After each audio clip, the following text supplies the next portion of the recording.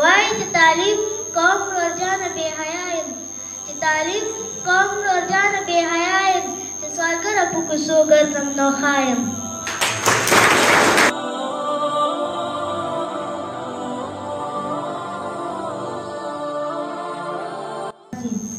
بیا که موږ په اسلامي تاریخ کې وګورو پیږي شي د ښځو ډېر غټ کردار ده.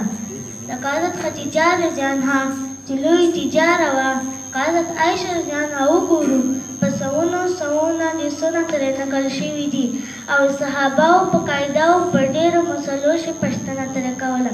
په دغه رنګ حضرت فاطمه رضی عنها او نورې ښځینه صحابهو چې په مختلفو جنګو شي مسلمانانو مدد کړې ده. بیا که موږ د پښتنو په تاریخ کې وګورو نو زرغونه نازونه او د ملالې میوندې په شان تکړه او بجرته پښتنې تېرې سوي دي. دنیا تقریبا نیمه آبادي یعنې 50% ښځینه. که چېرې دا ښځینه تعلیم نه وکړي بیا خو به نیمه دنیا جاهله شوه.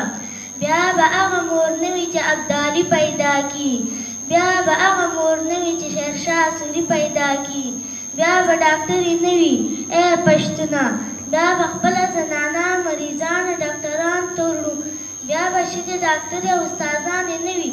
بې تعلیمه ښځې به د ستا اولاد څه تربیت وکړي؟ وړوکي بچي دپاره خو اول دستګاه د مور یاک ده. تر دې پورې که چېرې ښځې بې تعلیمه وي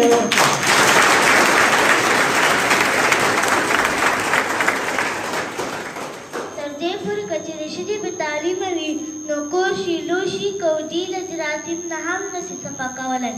بې تعلیمه ښځې په لمانځه کولی شي هم کله کله غلطېږي. وایي چې تعلیم قوم ورجانه بې حیا یم، چې تعلیم قوم ورجانه بې حیا یم، چې سوالګره په کوڅو ګرځم نوخا یم.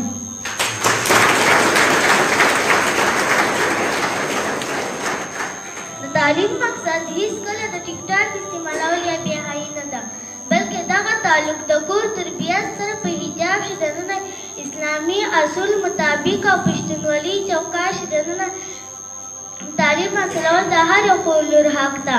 د لور دې سکول ته بوځه په دې لور دې سبق وایه، د لور دې سکول ته بوځه په دې لور دې سبق وایه، په دې کې غیرت مه ګوره غیرت د بلحالاري دې